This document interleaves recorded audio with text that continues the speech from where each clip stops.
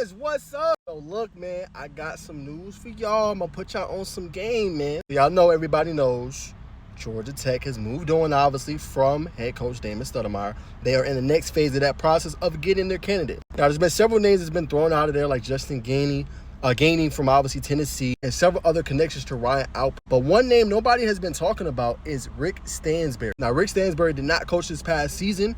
He was previously at Memphis as obviously an assistant coach. So he's been out of the game for a year. Why this makes a lot of sense is you're not going to have to pay him $10 million to come be a head coach, right? This guy has the experience and so much more we'll talk about here in a second, but you're not going to have to pay him top shelf dollar in order to land him. And one, you know he's going to have that itch to get back into college basketball. Number two, as I just said a little while ago, he is a winner, right? This man has won at Texas A&M. He's helped lead them as an assistant coach to a Sweet 16, right?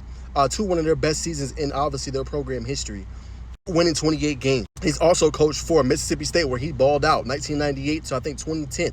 Actually 2012, forgive me. But there he won 8 SEC championships, man. He ended up becoming the 11th all-time winningest SEC coach with 250-plus wins. And he had a number of players that he put, obviously, into the league. And then even before Mississippi State, he had 7 seasons at Western Kentucky where he absolutely balled out and obviously set records there, too, becoming their all-time winningest coach. So bottom line is, dude is a winner. As I said here, dude wins. He knows what he's doing, and he knows how to win, obviously, at a high level. 293 wins at Mississippi State. And like I said, number two, has plenty of experience, right? You go back to Memphis as an assistant coach, Texas A&M as an assistant coach, Austin, PA as an assistant coach, and he's coached at Western Kentucky and Mississippi State himself. So the dude knows what he's doing. Next, he's an elite recruiter. Go look at Texas A&M in the 2015 class / 2026 season. That's when they popped up and went to the Sweet 16. He had the best ranking class they pretty much ever had. He was landing 4-star and 5-star caliber process like it was nothing. And that class absolutely cooked, was one of the best classes ever. Then for some of those to say, well, Naj, what about NIL? How is he going to be able to attract people? Remember, he just coached at, obviously, Memphis. Memphis went and got P.J. Haggerty. They went and got all these top players, and he had 2 top 10 classes, obviously, in the NIL era. That says a lot. Now, you may say, oh, Naj, well, Memphis has more of the funds. But remember, Memphis is not even a Power 4 school. Memphis is a group of 5. I mean that by no disrespect, right? They're playing American Athletic, right?